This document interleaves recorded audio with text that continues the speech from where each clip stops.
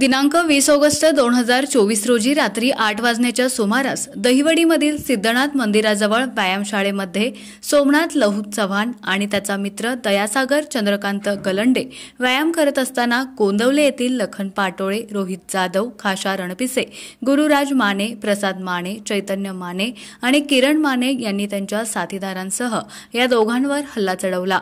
दरम्यान वाद उभा राहिल्यानंतर तेथे आलेल्या राहुल चव्हाण याला तलवारीने पाठीवर मार करून गंभीर जखमी करण्यात आलं। तसेच इतर हल्लेखोरांनी कोयता, फायटर, चाकू, लाकडी दांडके, लोखंडी रॉड आणि लोखंडी पाईप वापरून सैरवैर हल्ला चढवला।